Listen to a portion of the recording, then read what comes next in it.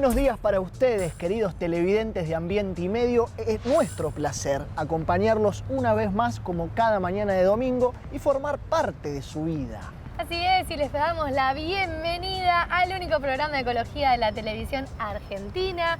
Muy contentos de estar una vez más en el Ecoparque de la ciudad de Buenos Aires. Muy contentos de recordarles que si acercan su celular al código QR en pantalla pueden conocer toda la información que tenemos todas las semanas para compartirles. Gracias por complementarme, porque yo, por supuesto, me olvido de algunas cosas. ¿Somos un buen equipo o no somos un buen equipo? Somos un gran equipo, por supuesto que sí. Contame, ¿qué tenés hoy para contarnos? Bien, si uno habla de la provincia de Chaco, además de ser el lugar donde nació mi abuelo, tiene que hablar de la biodiversidad, de la potencia natural, del Parque Nacional El Impenetrable, y también se cuela de alguna manera una triste realidad que tiene que ver con la tala indiscriminada de los bosques nativos. Sí, los desmontes. Los desmontes ilegales en muchos casos, que es un tema que tiene constantemente idas y venidas, modificaciones en las leyes, sanciones que no se pueden deforestar pero que después se realiza, multas que no se cumplen, etc. En ese contexto, la legislatura chaqueña acaba de aprobar, mediante un proyecto, la autorización de la comercialización de madera proveniente de desmontes ilegales. Polemiquísimo.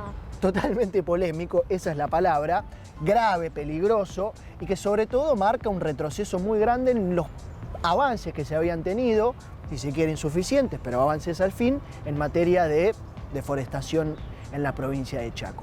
Y sobre todo nos deja sin palabras, porque realmente es muy difícil describirlo. Es preocupante porque la consecuencia es muy clara. Aún mayor desmonte ilegal, aún más retroceso en el cuidado y en la conservación ambiental. Y que no solo impacta en la biodiversidad, sino también en cuestiones ecosistémicas realmente graves, por ejemplo en inundaciones que ha sufrido la provincia de Chaco a principios de este año en enero, también a principios del mes de mayo, con lo cual las consecuencias ya se están viendo. Y permitime dudar de consecuencias económicas también, porque hoy se exigen regulaciones de este tipo para comercializar este tipo de productos, con lo cual déjame dudar también sobre su implementación real y su eficiencia en estos términos. De la mano de Quique Viale abordamos el tema. Muy interesante, Quique siempre presente.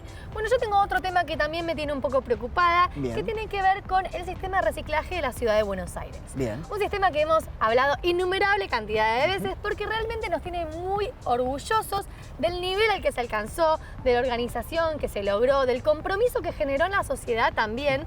Y por eso, cuando vemos alguna señal de retroceso, nos vemos obligados un poco a levantar señales de alerta para prevenir este retroceso realmente y ver de qué manera podemos articular entre los distintos actores de la ciudad de Buenos Aires para ver si podemos saltear este problema, porque sin duda es un sistema que no está del todo afianzado, que tiene cosas para pulir, para mejorar, y la idea justamente es poder seguir en este camino de mejora y no retroceder logros que ya se han alcanzado. Así que vamos a hablar con cooperativas de la ciudad de Buenos Aires para ver qué es lo que está pasando y cómo podemos de alguna manera articular esta situación para que encontremos un mejor final. Muy bien explicado. Muchas gracias. ¿Cómo está Selva? Selva es mi gato, está muy bien en mi casa esperándome. Bien, perfecto. Porque el es posible que se viene a continuación tiene que ver con preguntarse acerca de la licencia de adopción de mascotas. Mira, es un tema re interesante porque cuando uno trae un nuevo miembro a su familia sabe que necesita un periodo de adaptación, de estar presente justamente ahí, así que me parece muy interesante. La presencia fundamental y sobre todo en los primeros días de ese vínculo. Y habla también de la responsabilidad que uno tiene cuando adopta a una mascota. Estamos hablando si se vuelve oficial de alguna manera la licencia de adopción de mascotas, pero sobre todo lo que abordamos es una tenencia responsable, que es lo principal, y sobre todo lo que vamos a escuchar a continuación.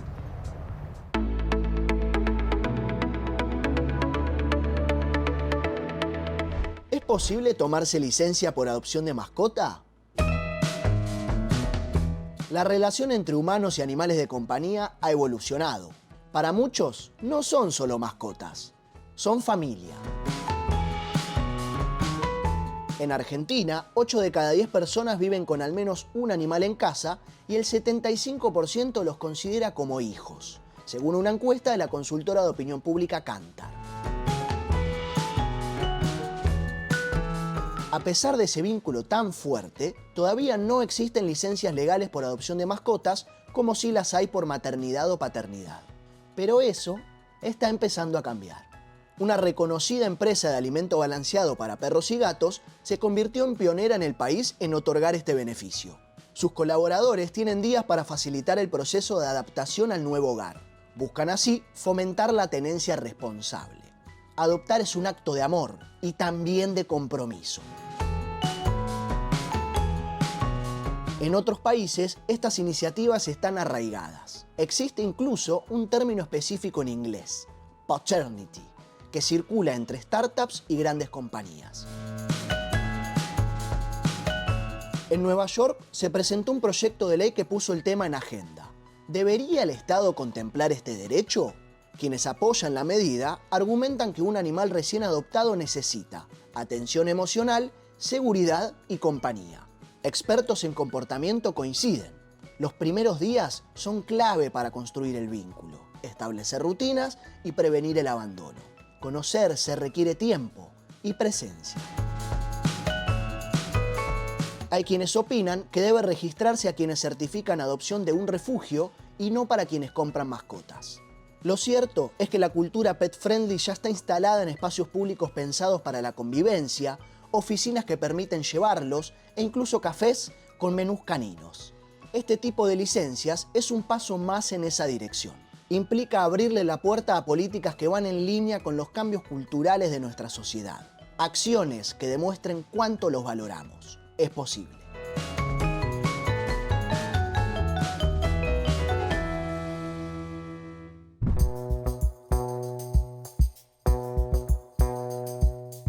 Que se lanza o fortalece una buena política ambiental, somos los primeros en celebrarla y difundirla, convencidos de que dichos avances merecen ser conocidos y multiplicados. Pero también creemos que cuando esas mismas políticas corren el riesgo de desfinanciamiento, debilitamiento o abandono, tenemos la responsabilidad de encender señales de alerta. El sistema de reciclado de la ciudad de Buenos Aires, que tantas veces hemos usado como ejemplo en el país, se encuentra hoy en una situación crítica que pone en riesgo no solo los logros alcanzados hasta el momento, sino el trabajo de miles de personas, así como la capacidad de recuperación de materiales en la ciudad de Buenos Aires. Estamos en una crisis grave ambiental que se acelera día a día, en primera instancia por la decisión del gobierno nacional de darle la espalda a los ámbitos internacionales de discusión, donde se toman decisiones, y eso se refracta en la ciudad de Buenos Aires con un poco más de lentitud, pero con la misma orientación, y particularmente en el tema reciclaje, con un intento de restringir la actividad y concentrarla alrededor de los centros verdes, con una primer decisión que es desactivar lo que es la recolección puerta a puerta. Lo que, bueno, básicamente es la destrucción del sistema actual, porque eso implica que si vos reemplazás el trabajo de un recuperador de calle, ¿por qué lo reemplazás? Por un camión, con todo lo que eso implica en costo ambiental, en costo económico, ni que hablar del costo social, que es que dejaste en este contexto a una enorme cantidad de personas sin trabajo. Cuando digo enorme cantidad, estoy hablando de 4.000 personas que están hoy en la calle prestando el servicio. Cuando desde las cooperativas la posición es, estamos dispuestos a discutir las mejoras que haya que hacer e inclusive algún ajuste de ser necesario, y lo cierto es que no hay tal discusión porque hay un contexto muy complicado nacional y hay una situación en la ciudad donde todos los días aparecen nuevos problemas.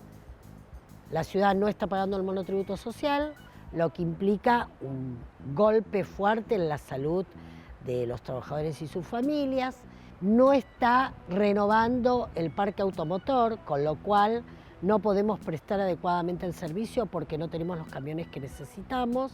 Todo lo que tiene que ver con la mejora en los centros verdes es a cuentagota, y achataron el ingreso de los trabajadores que recibían un subsidio por parte de la ciudad. Para que tengan una idea, el aporte de la ciudad a una persona que trabaja 6 horas de lunes a viernes son 340.000 pesos. El material no llega a ser ni algo parecido a eso, con lo cual el nivel de ingreso de personas que viajan, que gastan muchísimo en transporte, que gastan en alimento. Bueno, es un cuadro de desaliento a la actividad.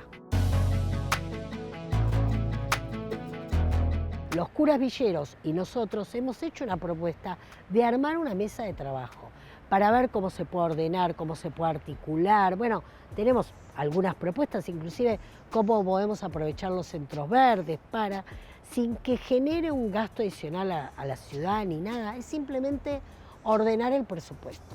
Rápidamente, cuando nosotros empezamos a poner ahora el tema de agenda, entre los vecinos, entre las organizaciones, hay un reconocimiento ya de que esta es una tarea polifacética, que tiene un impacto ambiental muy importante y, por supuesto, sobrevuela nuevamente la idea de que la ciudad está autorizada a incinerar. Y bueno, en este contexto decís, ¿qué van a hacer? Porque si no lo van a vender, ¿qué van a hacer con ese material? Entonces, hay una cantidad de elementos que nos hacen sonar una alarma y decir, estamos en un momento complicado y que creemos que realmente porque hay una voluntad, las organizaciones que hoy hacen la recolección son organizaciones que han crecido, también han madurado desde el punto de vista de decir, bueno, que hay que discutir, que hay que mejorar, no es que están cerradas a todo, pero del otro lado hay mucho hacer como, pero cuando pueden, ¿no? Viene esto de alguna ofensiva puntual. Así que, bueno, nuestra posición es que queremos dialogar, obviamente, pero además que vamos a convocar a la comunidad a que se manifieste en relación a que no se pueda retroceder en este tema, porque es un retroceso ambiental muy grande y lo ambiental incluye eso, lo económico, lo social, ¿no? Entonces decís, le están pidiendo plata al Fondo Monetario porque le faltan dólares en el Banco Central y le están dando dólares a las empresas para que importen material, destruyendo puestos de trabajo y destruyendo las pocas cosas que se habían conseguido para intervenir activamente en la crisis ambiental. Así que, bueno, es un momento para reflexionar y para llamar a otros a que entiendan que esto es una causa de todos los que vivimos en la ciudad y que no tenemos que dejar pasar estas cosas, ¿no? La idea es que se valore nuestro trabajo, porque es un trabajo. Nosotros somos recuperadores urbanos, ambientales, de que no solo estamos pensando en que es una fuente de ingresos, sino que también hacemos un bien al planeta, que es nuestra casa común, en general. Entonces, este trabajo está establecido desde el 2001, que obviamente ganamos millones de derechos y derechos que nos están quitando. O sea, diariamente van cambiando el sistema, diariamente lo vienen desfinanciando y la idea es que en vez de mejorar, estamos retrocediendo años atrás. Entonces, nosotros queremos que esto sea viral y que se valore nuestro trabajo, que es tan importante, de que nosotros te recogemos de una tapita, el cartón, la lata, el vidrio, lo que fuera, de que eso, si no lo hacemos nosotros, eso termina enterrado. Que es tan importante de que no termine ahí y que la gente entienda y que entienda el trabajo sacrificado que hacemos, la importancia que tiene, que desde el alimento de una criatura a cuidar nuestro medio ambiente. Hay políticas públicas que merecen ser defendidas. Hay logros que costaron años de construcción colectiva y hábitos sociales que se transformaron gracias al trabajo paciente y sostenido de muchas personas. Retroceder en estos avances no es una opción. El camino es profundizar y mejorar. Y si hay algo que queda claro en la Argentina es que sin cartoneros y cartoneras no hay reciclado.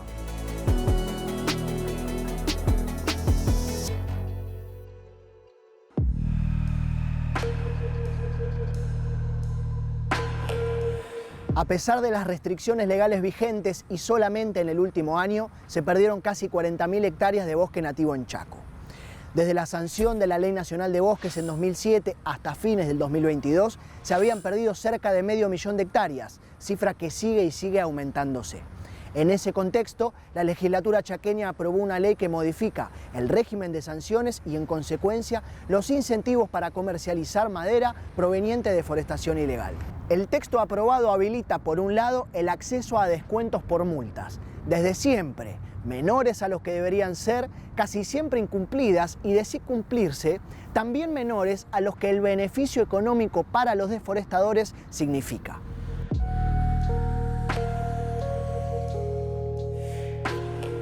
Por el otro lado, permite el aprovechamiento de madera proveniente de deforestación ilegal. siempre que se presente un contrato de restauración de daño. Ese contrato no se encuentra definido en la forma, por lo que se desconoce completamente qué implicará ni entre quiénes será esa firma.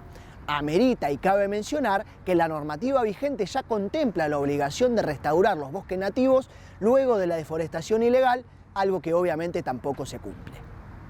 En Chaco nosotros el año pasado hicimos una pormenorizada denuncia que denominamos la mafia del desmonte, una maquinaria político-empresarial que se enriquece a partir de la destrucción del monte nativo de esa provincia, que tiene décadas de funcionamiento y que maneja la provincia sin importar qué signo político gobierne. Se enriquecen empresarios, políticos, diputados de la destrucción de los ecosistemas y el empobrecimiento de la provincia. Chaco es una de las provincias más pobres de Argentina. Es la de más desmonte, una de las regiones de más desmonte del planeta y a su vez es una de las regiones con peores índices socioeconómicos. No es casualidad, siempre dijimos, el desmonte es pobreza. Esta maquinaria se basa en manejar el poder ejecutivo, manejar el poder legislativo y hacer normas a su antojo, ¿no? Desde resoluciones del ejecutivo para hacer autorizaciones especiales para permitir el desmonte en lugares donde está prohibido, hasta la modificación a las madrugadas que nos tiene tan acostumbrado la legislatura de Chaco para retroceder y ampliar la frontera del desmonte. La denuncia que hicimos trajo consecuencias muy concretas, desde la renuncia de un ministro que está imputado en la causa, un ex ministro ahora, con vínculos, como dije antes, político-empresariales, puerta giratoria. Y esto hace que utilicen la legislatura también para tratar de blanquear lo que ya venían haciendo ilegalmente. Y este fue el intento que hubo en esta sesión, donde había un proyecto del diputado Bergia, que está imputado en la causa, y este diputado impulsaba un proyecto para legalizar la venta de la madera producto del desmonte, ¿no? Es decir, de esa manera incentivar el desmonte. La verdad que esto fue muy, pero muy cuestionado por nosotros y por las organizaciones territoriales de Chaco en una audiencia que se hizo por Zoom de la comisión que tenía este proyecto, y nosotros venimos diciendo que hay que dar vuelta a todo en Chaco, ¿no?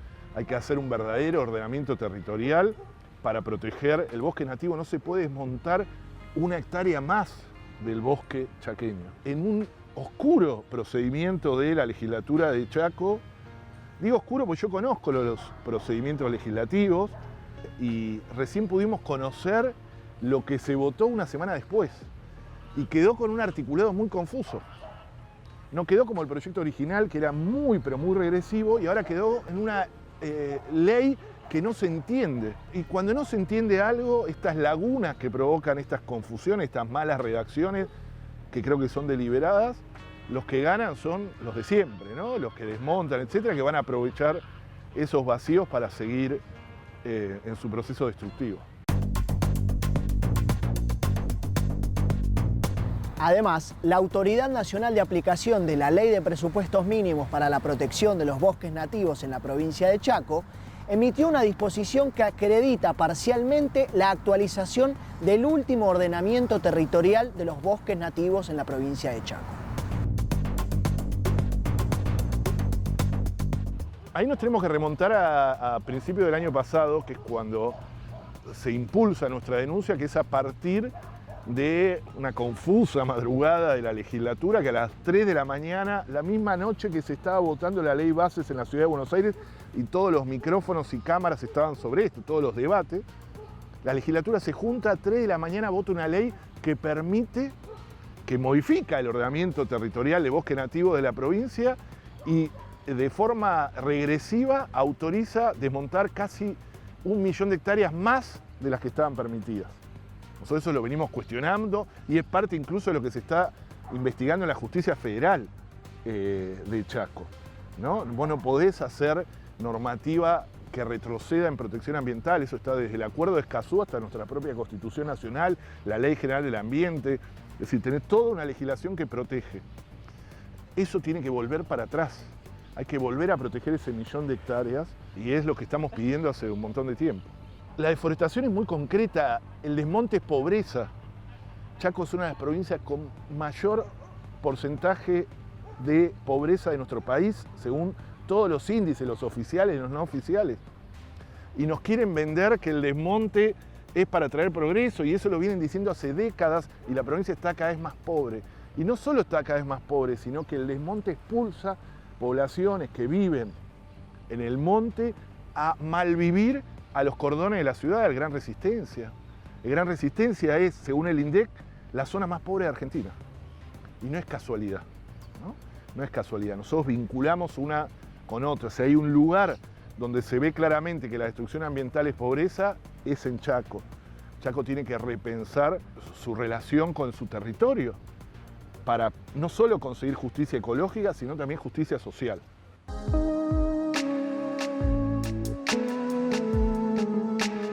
Volviendo a la comercialización de la madera proveniente de deforestación ilegal, se abre una ventana que tiene que ver con la incautación de esa madera por parte del Estado a fines de garantizar su aprovechamiento destinado a políticas públicas. La incautación por parte del Estado sin decomiso podría significar que esa madera vuelva a ser comercializada. Una suerte de contradicción entre lo que tiene que ver con la habilitación para comercializar esa madera y la incautación por parte del Estado para, insisto, luego ser destinado a políticas públicas.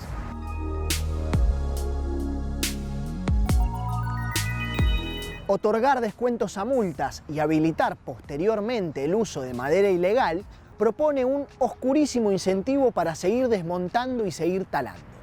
Un peligro que propone estrategias jurídicas para blanquear la comercialización de madera proveniente de deforestaciones ilegales. Nosotros estamos con la denuncia a punto de hacer la denuncia penal en la justicia federal, donde hay imputados de todo tipo.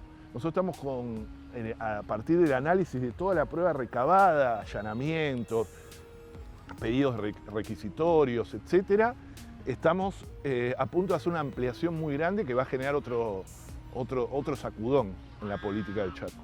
Hay que mirar con mucho detenimiento, y nuestro gran objetivo es desarticular esta mafia del desmonte, que no exista más. Es algo muy difícil, son muy poderosos, manejan la provincia, pero no hay que tenerles miedo. Están en un momento donde están expuestos a partir de la justicia federal, que está actuando con mucha seriedad y mucho detenimiento. Así que vamos por eso.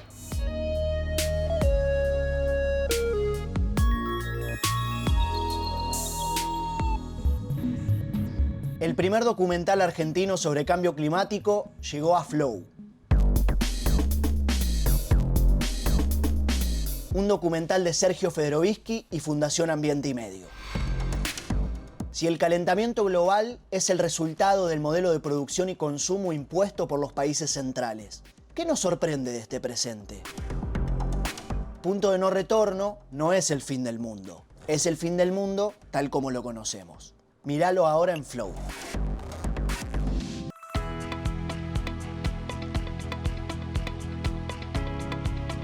¿Viste Game of Thrones? Obvio, claramente. Bien, perfecto. ¿Qué opinión te merecen los dinosaurios? ¿Los dinosaurios? Sí. No hay dinosaurios, hay dragones. No, ya sé, cambié de tema rotundamente. ¿Te gustaría, por ejemplo, que hubiera dinosaurios en la actualidad? Soy un poco miedosa con los animales tan grandes y omnipresentes y tan fuertes, pero la verdad que sería interesante. Bien, desvarío un poco en realidad, pero para darle la presentación a la mejor creación de mi vida, que es el consultorio de dudas existenciales, Estamos de acuerdo. que hoy trata la desextinción. Epa, volver para atrás. Volver para atrás, no de dinosaurios, quédense tranquilos, pero sí de Jurassic Park. Claro, exactamente. Bueno, está nombrado en el informe, por supuesto, pero sí de un animal que aparece en Game of Thrones. Por eso todas esas preguntas. Ah, y le diste la vuelta con el lobo. ¿Viste? Todo tiene que ver con todo. Muy bien. Así que si te parece, en el consultorio hablamos de desextinción. Interesante, me gusta.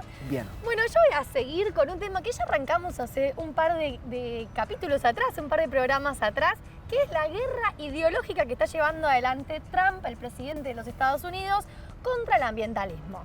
En esta oportunidad vamos a ver cómo se mete con las duchas. Las duchas. Las duchas. Él dice, hagamos las duchas grandes de nuevo. Viste que este es el eslogan que usa para todo. Bueno, en este caso también. Bien. Así que vamos a ver un poco qué quiere decir esta nueva bandera que enarbola contra el ambientalismo. Venís hace rato.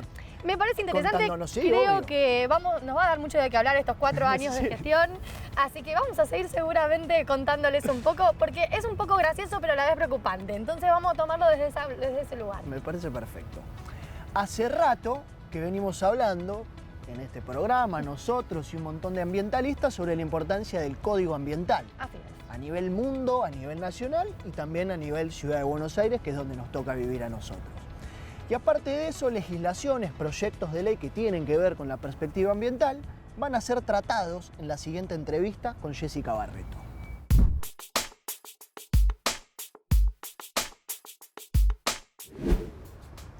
Es abogada, especializada en Derecho Ambiental y preside la Comisión de Ambiente de la Legislatura de Buenos Aires, de la Ciudad de Buenos Aires. Le damos una muy cálida bienvenida a Jessica Barreto. Muchas gracias por la invitación. Tenemos una ciudad que no para de crecer, que crece y crece, y de alguna manera u otra todos padecemos, si se quiere, la falta de planificación urbana. ¿Qué es lo que buscan con el Código Ambiental que están impulsando y que estás impulsando? En principio, el Código Ambiental es un código que viene un poco a ordenar toda la normativa en materia ambiental que hoy se está aplicando en la ciudad. La UFEMA, la Unidad Fiscal Ambiental de la ciudad, por ejemplo, hoy está aplicando ordenanzas del 83. Realmente hace falta hacer una revisión normativa, actualizar lo que haga falta y sistematizarlo en un código que tenga sentido, que sea coherente y que cuide el ambiente, no solo para el presente, sino para las futuras generaciones. ¿Y qué tips incluye ese Código Ambiental? Yo creo que el gran diferencial que tiene este código, un poco haciendo propio los compromisos internacionales que tomó la Argentina en Escazú y en otros acuerdos internacionales, es la participación temprana, la participación desde el inicio de los vecinos y vecinas de la ciudad en un futuro código que estamos elaborando y en el que los vecinos y vecinas y los actores clave están desde el minuto cero. Ese es el principal diferencial que va a tener este código con otros códigos que han sido un poco más controvertidos en la ciudad de Buenos Aires. Vos recién planteabas un poco lo de la planificación urbana. Esa materia está en otro código, que es el código urbanístico, y después tenemos un código que es el código de edificación. La idea es que estos 3 códigos puedan dialogar armónicamente, porque tratan temas distintos, pero que están interconectados. Vos hablás constantemente de un presupuesto con perspectiva ambiental. Consultarte de qué se trata y qué es la creación del fuero ambiental de la ciudad. Bueno, son 2 proyectos que presentamos el año pasado. Uno de ellos tiene que ver con poder saber a ciencia cierta cuánto invierte la ciudad efectivamente en materia ambiental. Vos pensás que hoy el presupuesto son muchas planillas, a veces muy difíciles de leer para quienes no somos economistas, y donde el presupuesto en materia ambiental está repartido en distintas áreas. En educación, por ejemplo, con lo que es escuelas verdes y educación ambiental, en obras hídricas para la adaptación al cambio climático, entre tantas otras. Bueno, nosotros queremos tener un panorama claro de qué es lo que se está haciendo, en qué lugares falta invertir o qué puntos se pueden todavía mejorar. Pero para eso necesitamos tener la información de forma clara, no solo los legisladores y quienes trabajamos de esto, sino, lo más importante, los vecinos de la ciudad que puedan acceder a esa información de forma clara. Respecto al fuero ambiental, es un proyecto que viene un poco a pensar en saldar esta deuda de la justicia ambiental. En este caso, la idea es que los operadores de justicia efectivamente estén formados en la materia que van a tratar. Ruidos molestos, contaminación, incorrecto tratamiento de residuos peligrosos y un quizás sinfín de problemáticas ambientales que no reciben las contravenciones adecuadas y tampoco las multas, que muchas veces son bajas. Total. Vos sí. tenés un proyecto al respecto, quiero que nos cuentes de qué se trata. Bueno, ese es un proyecto que trabajamos con la UFEMA en particular, que bueno, ellos nos manifestaban estas dificultades que tienen a veces a la hora de aplicar la normativa, y lo que hicimos fue sistematizar la normativa existente, crear un capítulo específico de contravenciones ambientales para que quede claro, ¿no? Y quede todo en una misma unidad, por así decirlo, que lo que viene a hacer es, de alguna manera, facilitar el trabajo de los operadores de justicia a la hora de aplicar las contravenciones. Y otra de las cosas que sí es importante de este proyecto tiene que ver con subir las multas. Hoy, para un contraventor ambiental, es mucho más barato pagar una multa que dejar de hacer esa actividad perjudicial para el ambiente. Es un histórico problema que tienen las contravenciones y las multas. Exactamente. En lo ambiental. Sí, sí. En esta conjugación que venimos haciendo en la entrevista entre el Código Ambiental y el Código Urbanístico, noto yo un problema que tiene que ver con lo relacionado al turismo en la ciudad de Buenos Aires. Por supuesto que es una actividad fundamental, pero siento que hay una ciudad cada vez más pensada para cuestiones turísticas que para los habitantes que estamos permanentemente en esta ciudad, con, por ejemplo, departamentos o monoambientes que están destinados únicamente a ese fin. Sí. ¿Cómo te parece que se puede equilibrar esa relación, insistiendo en la necesidad y la importancia de la actividad turística? Bueno, ni hablar que el tema de los departamentos para alquiler temporario hay que regularlos. Muchas ciudades del mundo ya avanzaron en una regulación. Es una discusión que está en permanente agenda, por así decirlo, en la legislatura de la ciudad. Hasta ahora no hemos llegado a ningún consenso, pero la realidad es que es algo en lo que, nos guste o no, tenemos que avanzar. Respecto a la vinculación entre el turismo y el ambiente, bueno, el turismo es uno de los principales ingresos y de las actividades económicas de la ciudad, genera trabajo, eso también es muy importante, no podemos avanzar indiscriminadamente sobre eso, pero yo creo que podemos pensar en una forma de turismo más sustentable, más sostenible para los vecinos de la ciudad. De hecho, bueno, nosotros trabajamos mucho con lo que tiene que ver con emprendedores sustentables. Bueno, presentamos un proyecto para generar un mapa de emprendimientos sustentables. Creemos que hay, por ejemplo, un montón de personas y sobre todo en cuanto a turistas, hablamos de gente que está interesada en consumir bienes y servicios que tengan un menor impacto ambiental. Bueno, eso desde la ciudad se tiene que promover, desde el Estado lo tenemos que apoyar. Hablaste al principio, en la primera pregunta, de la participación temprana. Sí. ¿Se escucha a los vecinos a la hora de tomar decisiones ambientales? Y sobre todo, para el final de la entrevista te propongo que nos invites mediante mensaje, y sobre todo a los que están escuchando, a participar activamente en las decisiones en este caso, de la Ciudad de Buenos Aires. Bueno, orgullosamente puedo decir que la Ciudad de Buenos Aires tiene vecinos y vecinas muy participativos, hay muchas organizaciones barriales, incluso hay interbarriales que se organizan para tratar los temas que hacen a sus comunas, y eso me parece que está buenísimo, hay que fomentarlo, hay que escucharlos, hay que trabajar con ellos.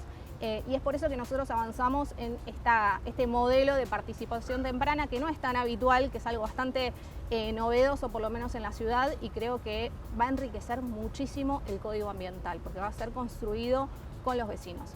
Pero si algún vecino, alguna organización le interesa participar, nos puede escribir al mail de la comisión, que es comisión.ambiental@gmail. Nos escriben ahí, les mandamos el formulario para que se inscriban en las mesas específicas y tengan el cronograma completo para elegir cuáles son los temas que más les interesan y en cuáles les interesa dejar su voz. Bueno, en esa misma línea también me invitaste a mí a participar de una charla con las juventudes ambientales para hablar sobre las necesidades del Código Ambiental. Sí. Y bueno, agradecido por eso también. Bueno, ahí creo que me parece que está bueno remarcarlo, muy importante, nosotros no podemos hablar de ambiente sin escuchar las voces de las juventudes, por eso la mesa de juventudes, ese diálogo interinstitucional, por así decirlo, porque había organizaciones partidarias, centros de estudiantes, ONGs, estábamos casi todos, diría yo. No podemos, de nuevo, hablar de ambiente sin escuchar a las futuras generaciones. Y lo que escuchamos, y nos llevamos un montón de notas para trabajar, fueron cosas súper interesantes que a veces uno, no sé, en la diaria tiene una visión, un esquema de trabajo, pero por ahí se pierde alguna faceta o alguna mirada en particular y la pudimos rescatar en esa mesa, me parece que está buenísimo y obviamente todas las juventudes invitadas a participar durante todo el esquema de trabajo porque, bueno, son voces más que bienvenidas y necesarias, diría yo. Decía que agradecido por eso, me parecía interesante también que cuentes tus proyectos al aire, así que muchas gracias. Gracias a vos. Y nosotros, como siempre, seguimos con más Ambiente y Media.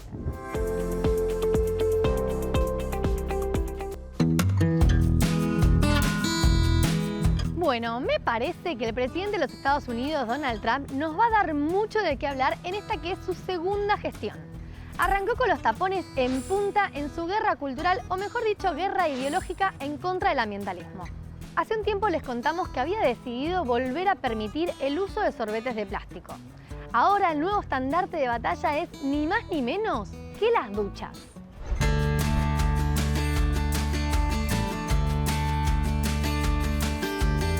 Esta no es la primera vez que Trump da esta pelea. Desde el 2013, bajo la presidencia de Obama, en Estados Unidos rige una legislación que limita el consumo de agua a 9,5 litros por minuto, unos 2,5 galones, sin importar la cantidad de boquillas que tenga la ducha. El objetivo era claro: reducir el consumo de agua para disminuir el impacto ambiental. Pero además, esta medida tuvo un beneficio económico concreto: bajó el gasto en servicios para los hogares. Pero para Donald, estas razones no alcanzan. Según sus propias palabras, se trata de un atropello a la libertad individual de poder darse una buena ducha. Literal, dijo que con tan poca presión no se podía ni lavar bien el pelo. Por eso, tanto en su primera gestión como en esta segunda vuelta, Trump decidió, mediante un decreto, dar de baja esta regulación.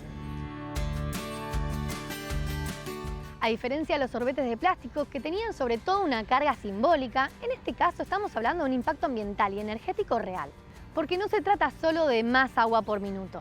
También se están flexibilizando los estándares de eficiencia energética que empujaban a las empresas a fabricar productos más sostenibles. El resultado: productos menos eficientes, mayor consumo, mayores emisiones, mayor gasto. Definitivamente, en un mundo más consciente y ambientalmente responsable, muchas regulaciones van a tender a limitar y controlar el uso de recursos esenciales como el agua y la energía. Y sí, es comprensible que algunas personas lean esto como una restricción a sus libertades individuales. Pero también tenemos que entendernos no solo como individuos con derechos, sino como parte de una comunidad que necesita vivir y desarrollarse. Y para eso necesitamos que estos servicios comunes, como la energía o el agua, estén disponibles para todos y se usen con criterio.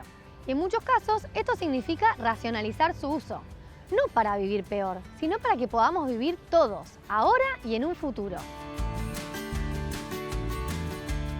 Como estamos viendo, la guerra cultural contra el ambientalismo llegó para quedarse. Y desde este lado nosotros vamos a seguir explicando por qué estas medidas no se tratan de burocracia ni caprichos, sino que son necesarias para tener un presente y un futuro sostenibles.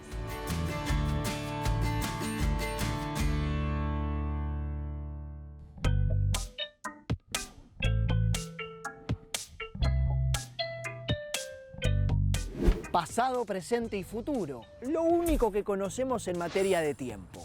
El presente es efímero, el futuro impredecible y el pasado irrecuperable. Bueno, presuntamente irrecuperable.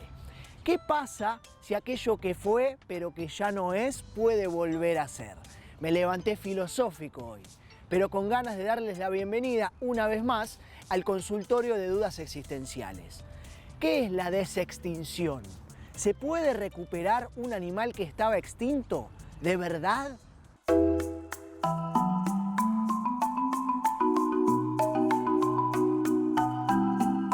Así como el espacio, la ciencia demuestra una vez más que de límites no conoce. La respuesta a semejante duda existencial de antemano es sí, se pueden clonar animales extintos. Tal como la Jurassic Park de Steven Spielberg, que nos planteó un mundo de ficción habitado por dinosaurios revividos, la empresa biotecnológica Colossal Bioscience creó, de eso se trata la clonación, el primer animal desextinto del mundo con éxito. Pasando de la ficción a la realidad, aunque podemos seguir en la línea audiovisual mencionando a Game of Thrones porque aparece en esa serie, el lobo terrible, extinto hace 12.500 años, mediante clonación fue resucitado y vive de nuevo. La cuestión es que obteniendo ADN extraído de dos fósiles antiguos, pudieron ensamblar dos genomas de alta calidad, comparándolos y alterando las células del lobo gris actualmente existente, hasta obtener el nacimiento de dos cachorros macho y una hembra que nació a fines de enero de este año. Lo que está claro es que en materia de animales extintos y con la clonación que pareciera desdibujar la línea entre lo imposible y lo posible, todo puede ser. Pero como programa de ecología, más allá de que Jurassic Park termine dentro de todo bien, corresponde hacernos preguntas. ¿Qué significa todo esto a nivel ambiental? Primero y principal, por algo se extinguieron. Sean dinosaurios, mamuts o lobos terribles, estamos hablando de 66 millones de años, 13.000 o 4.000. Por lo tanto, la acción humana, más allá de la caza, no pareciera ser la razón principal de su desaparición, más allá de propiciar un impacto en sus poblaciones. El cambio climático, el natural, no el antrópico, como las glaciaciones o las desglaciaciones, parecieran ser el verdadero porqué estas especies, insisto, de miles de años, dejaron de ser. ¿Qué nos está diciendo esto? Que esos ambientes en los que estos animales existían ya no son de esa manera. ¿Por qué habría de funcionar un animal en un ambiente que ya no es igual ni parecido a cuando sí se desarrollaba libremente? Y no solo eso, sino que cumplía un rol biológico y ecosistémico. ¿Especies que no pertenecen a un determinado entorno? Preguntémosle qué tal a las especies exóticas e invasoras, como el castor en Tierra del Fuego, como el jabalí europeo introducido en La Pampa, o la ardilla de vientre rojo que de Luján llegó hasta Mendoza, ocasionando desastres, por ejemplo, con los cables a nivel lumínico y energético. Desde el punto de vista científico, la clonación de animales extintos plantea implicaciones ecológicas, ya mencionadas, pero también éticas. La manipulación de la vida, que siempre merecerá debate en este sentido, plantea también la posibilidad de crear animales artificiales que no serán idénticos a los originales, dado que también la evolución y el entorno juegan un papel fundamental, quizás el único papel, en el desarrollo de un organismo animal, teniendo en cuenta también la posibilidad de alterar el entorno natural y la interacción con otras especies. ¿Está bien invertir en la desextinción en vez de trabajar en la preservación de los animales ya existentes, que sabemos que muchos de ellos, o la gran mayoría, se encuentran en peligro? ¿Qué pasa con la cultura?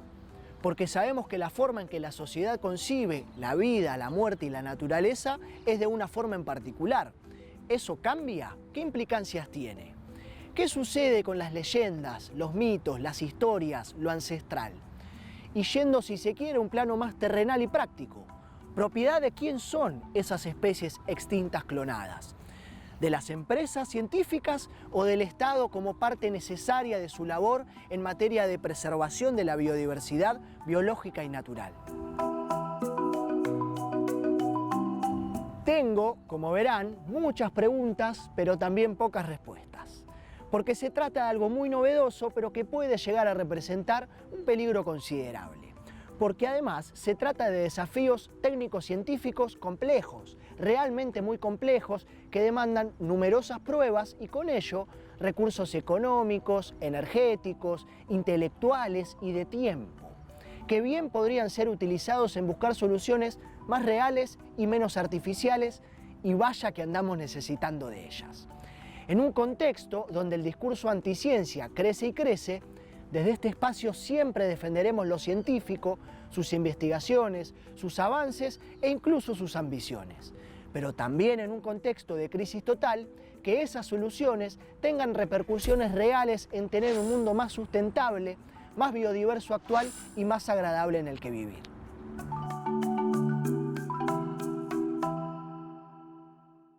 Si querés cuidar el ambiente, no hagas esto. El aceite de cocina usado que desechamos por la cañería contamina miles de litros de agua. Con solo algunos cambios, tu aceite de cocina usado puede recuperarse y transformarse en energía. En este curso gratuito te explicamos cómo transformar el problema en una solución. Ya disponible en ecoauladigital.org.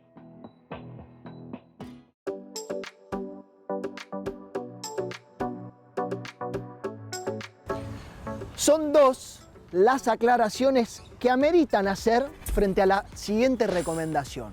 En primer lugar, que ya la hicimos, pero en otro formato. Y en segunda instancia es que en el programa anterior, por si no lo vieron, conté que estuve en un viaje muy particular en la República Popular de China, participando en un curso sobre desastres naturales. Importante aclaración, porque voy a hablar del Eternauta. Ahora que ya bajó un poquito la espuma, nos parece interesante volver a abordar un contenido que por supuesto tiene que ver con lo ambiental a partir de una nieve tóxica que invade a la ciudad de Buenos Aires. Pero ¿por qué mencioné a China? Permiso. Por esto. Paseando por una librería encontré, se sabe absolutamente que el Eternauta ha sido traducido a numerosos idiomas, pero encontrárselo en una librería en China, en Beijing, no es cosa de todos los días. Por supuesto que había que conseguirlo, acá está, y me parecía interesante volver a traer el Eternauta, no solamente porque ahora está en Netflix, no solamente porque es una producción nacional, sino también por dos perspectivas y contenidos ambientales. El primero tiene que ver con lo que veíamos al principio, un armadillo. En realidad, en el primer capítulo, el actor Ariel Staltari, que hace las veces de Omar, habla de que un tatú carreta le propició, bueno, vamos a decir, uno de sus efluentes. Y por otro lado, si querés venir, acércate, vas a tener que sacarte eso. Vamos a subirlo. Bien, perfecto. Muy bien. En segundo lugar, en un momento, el Tano le dice a Juan, lo viejo funciona, Juan. Y ahí también nos habla un poco de la reutilización, de lo que tiene que ver con lo antiguo, que siempre también es un poco más eficiente que lo actual. Y lo dependientes que nos hicimos a la tecnología, ¿no? También. Por supuesto. Nos parecía interesante volver a traer el Eternauta a colación, contenido argentinísimo si los hay, no solamente por una historieta que más allá de que fue traducida al chino, ahora es una serie de Netflix. También traducida. También traducida a numerosos idiomas, había contenidos ahí muy graciosos con las traducciones. Sí, exactamente. Y un dato interesante más tiene que ver con que la serie de Netflix agrega al contenido y sobre todo al historial de Juan Salvo algo que acá no está, que tiene que ver con su pasado malvinero. Muy buena forma de rearmar la historia. Que tuvo sus críticas, no están mal las críticas tampoco, pero en una entrevista que le hicieron a Darín yo me terminé de convencer, porque dijo que si Oestergel hubiese estado vivo estaría muy de acuerdo con esa decisión, pero sobre todo porque se trata de dos invasiones. Una alienígena y la otra inglesa a unas islas que son de soberanía argentina. Una forma de abordar historia argentina, ambientalismo, la verdad que vale muchísimo la pena quienes la hemos visto. De verdad que es muy lindo tener del otro lado imágenes que nos representen tanto, ¿no? Y que no son tan comunes para todos nosotros. Nosotros somos Fundación Ambiente y Medio. Y hacemos y creamos contenido y periodismo ambiental. Nos veremos con mucho gusto el domingo que viene. Hasta la Chau. próxima. Para. Hay que bajar. Ahora sí. Chao. Y ahora nos podemos ir.